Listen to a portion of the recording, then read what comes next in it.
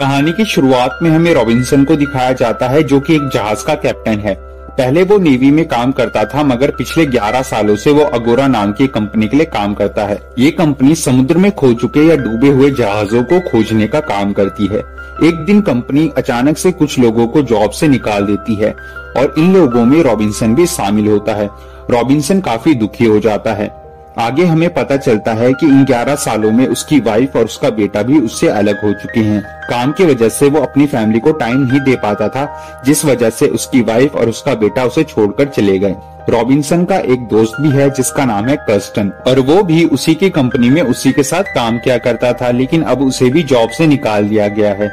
उस पर काफी ज्यादा कर्जा होता है, जिस वजह से वो हमेशा डिप्रेशन में रहता है। एक दिन ये दोनों अपने कुछ और साथियों के साथ बार में बैठकर बातें कर रहे होते हैं। उसी दौरान कर्स्टन अपने दोस्तों को बताता है कि करीब 1 साल पहले उसे कंपनी ने ब्लैक सी में भेजा था। ब्लैक सी समुद्र में एक ऐसी जगह है जो 5 बड़े बड़े देशों से घिरी हुई है और इसकी गहराई तकरीबन 2200 मीटर है। ये रशिया, टर्की, रोमानिया, यूक्रेन और बुल्गारिया देशों से घिरी हुई है। वो इन्हें बताता है कि जब ये और उसके साथी उस गहराई में गए तब इन्हें वहाँ पर नाजीज के एक शिप का मलबा मिला। सन 1941 में हिटलर ने रशिया से बहुत सारा सोना कर्ज लिया था, जो कि रशिया से जर्मनी ले जाते समय डूब गया था, क्योंकि उसका वजन इतना ज्यादा था कि शिप उसे उठा ही नहीं पाया। उस हादसे की वजह से हिटलर गुस्से में आ गया और उसने रशिया पर हमला कर दिया और वो जंग पूरे 4 सालों तक चली थी। और जंग खत्म होने के कई सालों बाद एक रिसर्चर ने उस जहाज का पता लगा लिया, जिसके बाद जॉर्जिया और रशिया दोनों ने इस सोने पर अपना हक जमाना शुरू कर दिया,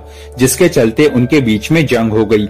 रशिया को सोने की लोकेशन नहीं पता, मगर जॉर्जिया को पता है। लेकिन जब तक ये डिस्प्यूट खत्म नहीं हो जाता तब तक कोई भी ब्लैक सी से उस सोने को नहीं निकाल सकता। और अभी इन्हें पैसों की बहुत ज्यादा जरूरत है, इसलिए ये लोग फैसला करते हैं कि ये ब्लैक सी में जाकर उस सोने को निकाल लेंगे। लेकिन इस पूरी खोज में इन्हें पैसों की बहुत ज्यादा जरूरत है, इसलिए ये एक बैंकर के पास जाते हैं। वो बैंकर, जिसका नाम लुइस है, वो इनकी खोज में इन्वेस्ट करने के लिए रेडी हो जाता है। लेकिन उसकी एक शर्त होती है कि वो सारे सोने का तकरीबन 40% लेगा, और रॉबिन्सन उसकी इस शर्त पर राजी हो जाता है।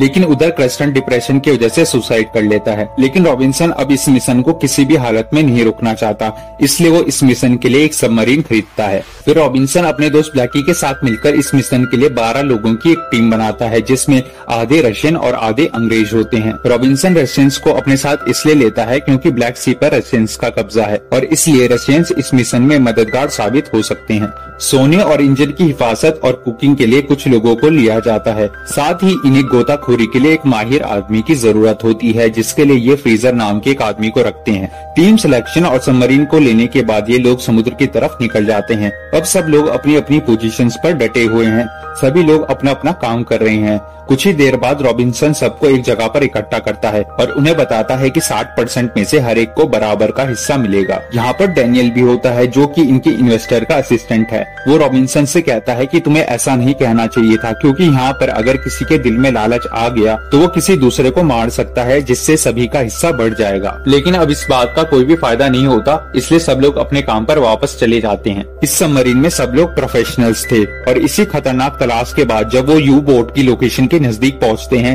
तो उसी वक्त एक रशियन शिप उनके करीब से गुजरता है और उसे देखते ही ये लोग अपना इंजन बंद कर लेते हैं और उनसे बच जाते हैं। इनकी सबमरीन पर एक छोटा सा ब्लास्ट हो गया था, जिसके चलते इनका ड्राइव शाफ्ट भी उसमें डिस्ट्रॉय हो गया था और इसलिए ये लोग प्लान बनाते हैं कि ये लोग सोने के साथ साथ उस शिप में से ड्राइव शाफ्ट भी ले आएंगे और उस ड्राइव शाफ्ट की मदद से वो लोग फिर से अपनी सबमरीन को स्टार्ट करेंगे और यहाँ से निकल जाएंगे। अब वो उस लोकेशन पर पहुंचकर यू बोट को ढूंढने लगते हैं, वो यू बोट जिसमें बहुत सारा सोना है। और थोड़ी देर बाद इन्हें वो यू बोट मिल जाती है। उसके अंदर इन्हें सोने के साथ साथ ड्राइव शाफ्ट भी मिल जाता है, मगर जो ट्रॉली वो अपने साथ लेकर आए थे वो ज्यादा वजन नहीं ले जा सकती। वो एक बारी में सिर्फ ड्राइव शाफ्ट ही ले जा सकती है, मगर फ्रीजर एक ही बारी में उसमें ड्राइव शाफ्ट के साथ साथ सोना भी भर लेता है। इससे ट्रॉली का वजन काफी ज्यादा बढ़ जाता है और इसे धकेलने में काफी जोर लगाना पड़ता है। वो लोग ट्रॉली को सबमरीन की तरफ ले जा रहे होते हैं, मगर रास्ते में एक बड़ा गड्ढा आ जाता है। वहाँ पर इनकी ट्रॉली बेकाबू हो जाती है और इनका सारा सोना नीचे गिर जाता है। इसके बाद फ्रीजर अब ड्राइव शाफ्ट को लेकर ऊपर आता है। अब सब लोग सोना खो देने की वजह से बहुत उदास होते हैं और वो सबमरीन को सतह पर ले जाने की तैयारी करते हैं, मगर तभी डैनियल रॉबिन्सन को एक बात बताता है। वो उसे कहता है कि ये सब एक प्लान के चलते किया गया है। कोई भी लुइस नाम का अमीर आदमी नहीं है जिसने इसमें इन्वेस्ट किया हो। असल में अगोरा कंपनी ने जॉर्जिया से समझौता किया था, लेकिन वो लोग इस बोट को नहीं निकाल सकते थे, इसलिए उन्होंने तुम्हें इस प्लान का मोहरा बनाया। उन्होंने जानबूझकर तुम्हें अपनी कंपनी से निकाल दिया ताकि तुम लोग मजबूरी में ये कदम उठाओ। अगोरा ने तुम्हारे दोस्त क्रेस्टन को $30,000 दिए थे ताकि वो तुम्हें इस खोज के लिए मना ले, और तुम आसानी से मान भी गए। अब जैसे ही तुम सारा सोना लेकर ऊपर जाओगे तभी अगोरा तुमसे सारा सोना छीन लेगी और तुम्हें गिरफ्तार कर लेगी। ये सब सुनकर रॉबिन्सन को बहुत गुस्सा आता है। वो सोचता है कि जो सोना गिर गया वो तो वापस नहीं आ सकता, लेकिन जो बचा हुआ सोना है उसे वो वापस सबमरीन में ला सकते हैं। इसलिए वो बाकी का बचा हुआ 3 टन सोना अपनी सबमरीन में ले आते हैं। अब ये लोग प्लान करते हैं कि अगर ये लोग सारा सोना सक्सेसफुली अगोरा के हाथ आए बिना वहाँ से निकल गए तो सारा सोना इनका हो जाएगा। हर एक बंदे को पूरे 82 मिलियन मिलेंगे। इसलिए ये लोग तय करते हैं कि ये लोग अब अपनी तय की हुई लोकेशन के बजाय किसी और जगह जाएंगे जहाँ पर अगोरा इनका पता ना लगा सके। अब वो लोग ड्राइव शॉट की मदद से सबमरीन को स्टार्ट करने की कोशिश करते हैं और थोड़ी देर बाद इनकी सबमरीन स्टार्ट हो जाती है। ये लोग अब यहाँ से जा रहे होते हैं, लेकिन कुछ दूर जाकर इन्हें अपनी सबमरीन रोकनी पड़ती है क्योंकि मैप में कुछ गड़बड़ हो जाती है। इस गड़बड़ी के चलते ये लोग चट्टानों के बीच में फंस जाते हैं। वो लोग वहाँ से निकलने की कोशिश करते हैं, लेकिन अचानक किसी प्रॉब्लम की वजह से सबमरीन में ब्लास्ट हो जाता है और सबमरीन में पानी भरने लगता है। सब लोग पानी को रोकने की कोशिश करते हैं, मगर वो लोग कुछ भी नहीं कर पाते। इस हादसे में सारे लोग मारे जाते हैं। अंत में केवल रॉबिन्सन और उसके 2 साथी बचते हैं। रॉबिन्सन अपने दोनों साथियों को तो निकाल देता है, मगर खुद नहीं बच पाता क्योंकि इन दोनों को बचाने के लिए पीछे सबमरीन में किसी का होना जरूरी होता है। वो मरने से पहले अपनी वाइफ और अपने बच्चे को याद करता है और अंत में सबमरीन के साथ समुद्र में डूबकर मर जाता है। और इसी के साथ ये कहानी यहीं पर खत्म हो जाती है। फ्रेंड्स, आई होप आपने इस वीडियो को एंजॉय किया होगा।